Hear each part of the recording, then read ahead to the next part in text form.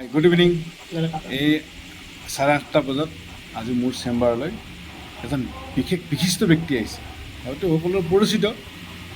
তেখেতৰ কিছুমান মহৎ গুণ আছে, কিন্তু সেই গুণবোৰ বহুতে নাজানে, কিছুমানে জানে। তেখেতে সেই গুণৰ কিছু আজি মোৰ মোবাইলত মই ভিডিঅ' ৰেকৰ্ডিং কৰিম আৰু ৰাইজৰ ওচৰত সেইটো মই শ্বেয়াৰো কৰিম।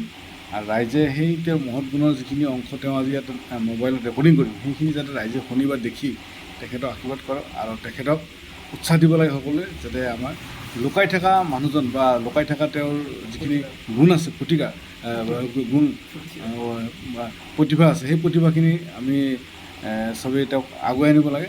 আৰু আমাৰ মাজত তাৰ কাৰণে এই বিশিষ্ট ব্যক্তিজনক আপোনালোকক চিনাকি কৰিলোঁ তাৰ আগতে। গতিকে আপোনালোকে ব্যক্তিজন এতিয়া চাওক, মই কৈ দি আছোঁ। সেইজন নমস্কাৰ।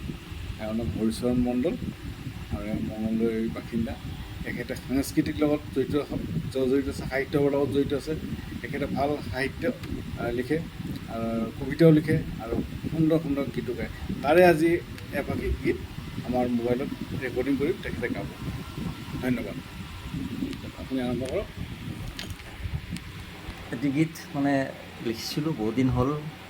আচলতে এইটো এটা বাল্যকালৰ স্মৃতি এটা মনত পৰিছিল আৰু তাকে লৈ এটা গীত লিখিবলৈ চেষ্টা কৰিছিলোঁ। তাৰে এফাকি জাষ্ট গাবলৈ চেষ্টা কৰিছোঁ। ভুল ভ্ৰান্তি হ'লে মাফ কৰি দিব। কি যে হিছিলে ঈশ্বৰে মোৰে বুকু, পলে পলে মাথো আশাৰ বিননি, নিৰাশায় আগৰি ধৰিলেও জানা নৰয় যে থমকি।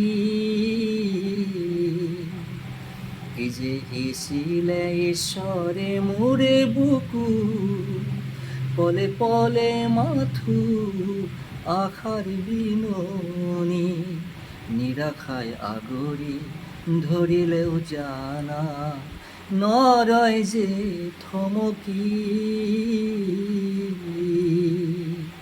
নমস্কাৰ। ধন্যবাদ।